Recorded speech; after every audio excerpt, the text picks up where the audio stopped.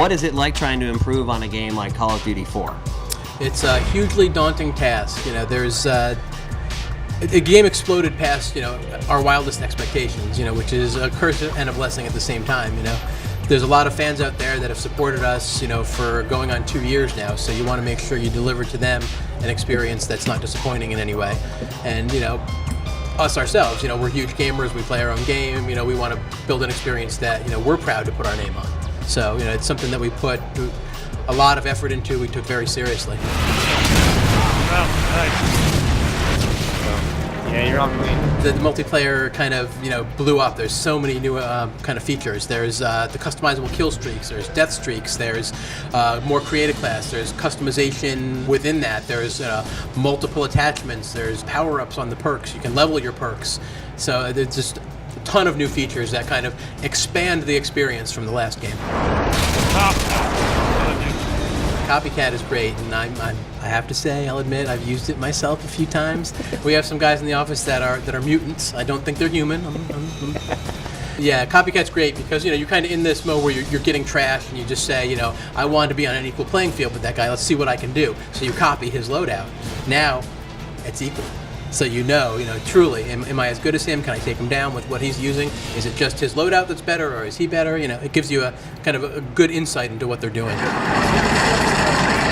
How do you make sure that all these things that you come up with actually end up working? It's a ton of trial and error. We put things in and we change the way they work. And with the riot shield, you can't shoot. So now you can melee with it. So if you get up close to somebody, you can use it as a weapon. But you are limited in what you can do. So it's really well balanced, and it is really about playing the game, going through it, trying something. We're very iterative in what we do in both the single player and the multiplayer, but it's especially important on that multiplayer where you want to get in there and see what works and what doesn't and what feels right. It really is a lot of kind of feeling. It's driven by feeling and driven by kind of play. We don't put vehicles in the multiplayer. It's just not the focus of what we're trying to do. We're about that infantry combat, that smaller, close, kind of tight-knit experience where you can have good funnel points and have good flows through the map.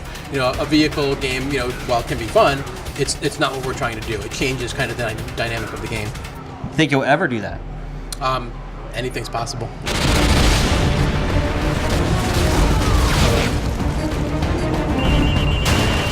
How many maps do you guys anticipate shipping the game with? A good amount. Over 12? There are a lot of fun maps. Have you reworked any of the old Call of Duty 4 maps for this game? There are a lot of fun maps. Do you have a couple map packs coming out exclusively for 360? Have you worked on anything like that on the Sony side? They're coming out first on the 360. They'll be available on the PS3 as well. Right, but do you have any exclusive maps set aside for the PlayStation 3 where they'll come out first for that system? We don't currently, no. We're trying not to flood, the market with media. We want there to be, less things out there, but of better quality. So, we want you to, anything you look at, it's not confusing. There's not 100 different versions of 100 different videos. It's just, here's what the game is. We have a few things out there that really explain what this game is and let people look at it and get the game. We want to make enough information that you see the game, you realize it's good, you want to play it, but not, it doesn't ruin those story moments that, from the game. We really put a lot into the story and extension of Modern Warfare. This really is the first time we've done a sequel. So we want that story to be, pristine as possible to the players.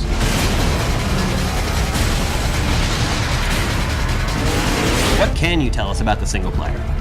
The single player is great. I mean, it's a sequel to the last game, which is great. So, there's characters in it from the previous game. You'll get to expand on some of those stories. You'll see how actions from the last game really affect the world and the state of what the world is in this game. So it's a great experience. It's an interactive action movie. I mean, it's just a fun, thrilling, emotional ride.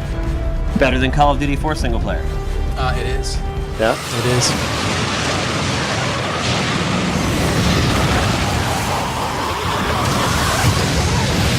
This event's been sponsored by Xbox 360. They showed their bundle today. Are you guys doing anything special with the PlayStation 3 version of the game? We do not have a special bundle for PS3 now.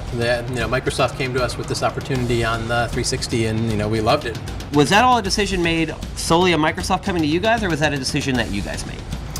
We've partnered with Microsoft for various things, and for the press conference at E3, for the hardware bundle, so they've just been a great partner to us, and that's how it worked out. Demo in the works?